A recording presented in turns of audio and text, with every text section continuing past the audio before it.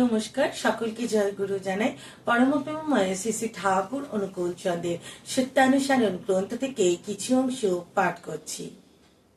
খবরদার কাউকে হুকুম করে কিংবা চাকর বাকর দিয়ে গুরুর সেবা শুশ্রূষা করাতে যেও না, প্রসাদ থেকে বঞ্চিত হইও না। ঠাকুর এই বাণীটিতে বলছেন যে গুরু তো আমাদের পরম আত্মার আত্মীয়, তাই গুরুকে আমাদেরকে কিভাবে সেবা করা দরকার। গুরুকে সেবা করতে হয় যে আমরা যেন আমি নিজে আমার গুরুকে সাজাবো, আমি নিজে তাকে ভোগ অর্পণ করব। শুধুমাত্র ভালো ভালো দোকান থেকে মিষ্টি কিনে এনে দোকানের দামি মালা পরিয়ে তাকে সাজালেই তাকে সেবা করা হয় না।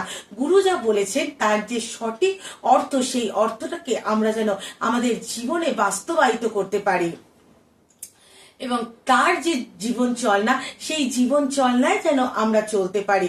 আমরা অনেকেই আছি যে আমরা অন্য কাউকে দিয়ে গুরুর সেবা করাই, পুজো করাই, ফুল বেলপাতা দেওয়াই, কিন্তু এটা ঠিক না। কারণ আমার যিনি আত্মার আত্মীয়, যিনি আমার আত্মার মধ্যে বসে রয়েছেন, তাকে আমি অন্য কারোর হাতে ছাড়তে পারি না বা অন্য কাউকে দিয়ে তাকে সেবা করাতে পারি না। আমি তার সেবা করব, তার চলনে চলবো। ফুল, মিষ্টি, বেলপাতা, ফল মূল এগুলো কোনোটাই ঈশ্বরকে দিয়ে ঈশ্বরকে তৃপ্ত করা যায় না।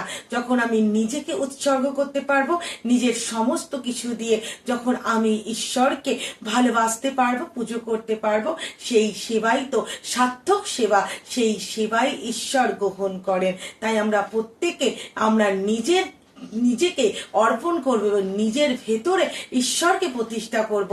আমরা কাউকে দিয়ে নয়, নিজেই নিজের গুরুকে সেবা করে তাকে আত্মার আত্মীয়তায় পরিণত করব।